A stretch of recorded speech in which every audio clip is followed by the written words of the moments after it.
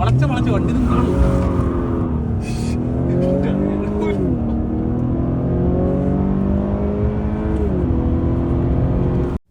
ഇന്നത്തെ വീഡിയോനൊരു മാറ്റമുണ്ട്.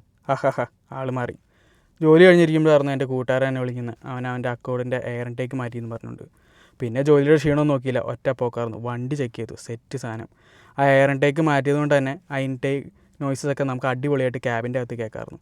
കുറച്ച് നാളുള്ള അവൻ്റെ ഒരു ആഗ്രഹമായിരുന്നു ആ ഹൈബ്രിഡ് മാറ്റി ഒരു 2 ലിറ്റർ ടർബോ എടുക്കണമെന്ന്. എന്തായാലും അതിപ്പോൾ നടന്നു. കുറച്ച് മോഡ്സൊക്കെ അവൻ വേറെ മാറ്റിയിട്ടുണ്ട്. ഇപ്പോൾ ടെയിൽ ലൈറ്റ് മാറ്റിയിട്ടുണ്ട്, പിന്നെ ഇൻറ്റീരിയറിൽ കുറച്ച് മാറ്റം വരുത്തിയിട്ടുണ്ട്.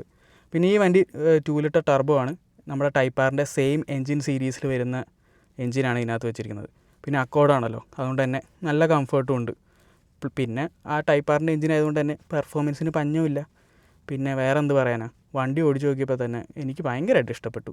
ആ ഇൻടേക്കും കൂടെ മാറ്റിയതുകൊണ്ട് നല്ല ഒച്ചയുണ്ടായിരുന്നു വണ്ടിക്ക്. ഇനിയിപ്പോൾ അവൻ്റെ അടുത്ത മോഡ് എക്സോസ്റ്റാണ്.